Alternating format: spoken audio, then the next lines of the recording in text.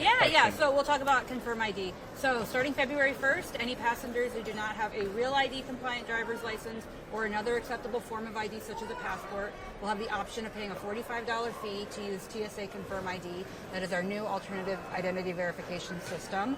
What this means for passengers is, first of all, check your ID before you come to the airport. You might be in compliance and just forgot that you took care of this a while ago. So if you have that gold star or if you have an enhanced driver's license, those are acceptable. If you don't, if you have a passport, that also works. So check that list of acceptable forms of ID and see if you have something that'll get you through.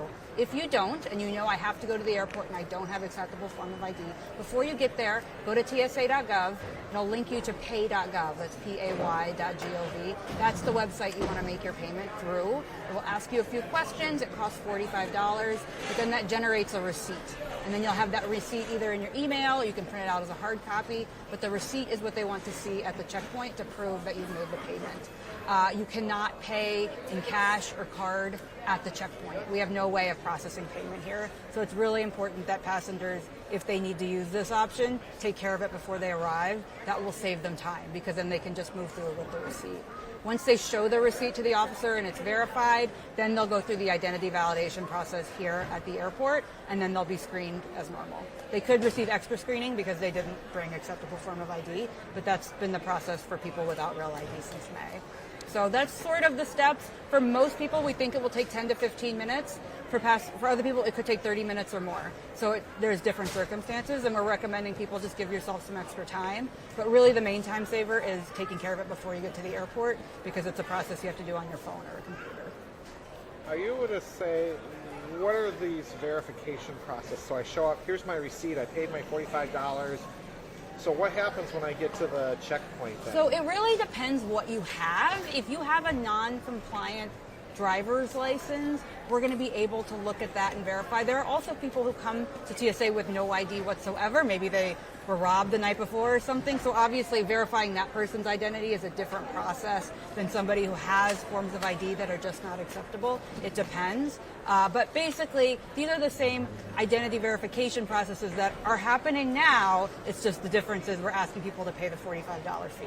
And so do they get pulled out of line and go to a special desk, like when they search the luggage if they see something suspicious? Or I mean, it would depend on the lane and the day. It wouldn't necessarily be everybody goes to this place at this time, depending on the throughput. The throughput and how many people coming in have this issue. But always we recommend just listening to the instructions. Our officers are going to help you go where you need to go and get processed quickly.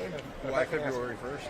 So we've been enforcing Real ID since May. It's gone really well. We see the overwhelming majority of passengers, this will not impact at all. They are bringing a Real ID or another acceptable form of ID. Nationwide, we're at 94%. It's even a little bit higher here at MSP, which is great news. But I think we've been open from the beginning that we're going to continue to ramp up the enforcement. We've given these people kind of a runway, and now it's time that you need to bring your acceptable form of ID. Do you foresee any complications? I mean, I'm sure there probably will be at least something. Yeah, we've been very deliberate in how we've rolled this out since May to really minimize the operational impacts, especially on passengers who are doing what they're supposed to do and bringing the correct forms of ID. And we expect that to continue. We'll see. I think there will be people who aren't aware of the fee when they get here, and we're working with the airport and giving them some support. We all have signs with QR codes up to help them make the payment here. But otherwise, we really want people just to either take the steps to get the proper form of ID or to make the payment before they come.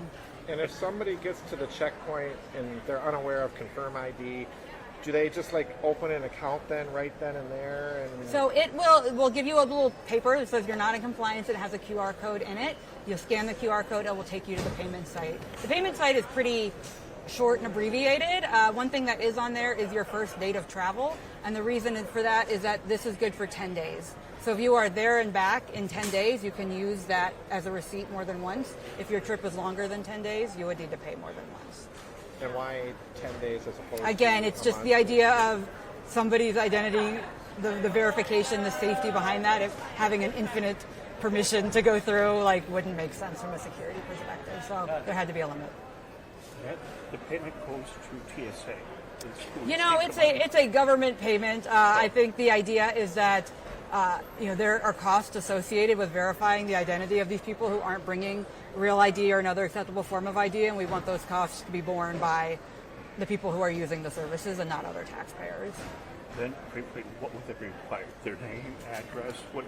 Honestly, it's basically your name, your travel date, and then your payment information. We want to make sure we want to see, and other people can pay on your behalf too. So say again, you did lose your wallet or something, and you call your wife or your mom or whatever, they can make the payment as long as you have the screenshot of that receipt or a hard copy of it. That will work at the checkpoint. So no social security number. We're not asking for that level of data. We're not interested. Again, all of that identity verification piece is happening at the airport. That's still the same way we're doing it. It's just the difference is now you need to make the payment. And the verification, the TSA agents, they've already been trained. I mean, this will not be anything new for them to look up to make sure that I am who I say I Yeah, am. exactly. Because again, we're doing that today. If you walk through today with a non-compliant ID, even though you're not paying the $45, we're still verifying that you are who you are. So, and that your ID is valid. Yeah. 10 days. Yeah. And did I read that you are accepting expired passports up to 2 years? And driver's licenses too. Yeah. So that policy is still current. So again, if you are digging through and you don't have the real ID, but you have a passport that's less than 2 years expired, bring that because that would get you through, and then you wouldn't have to pay the $45. But that's only for domestic travel. If you were flying internationally, you need a valid passport. Right. All right, good. Thank you.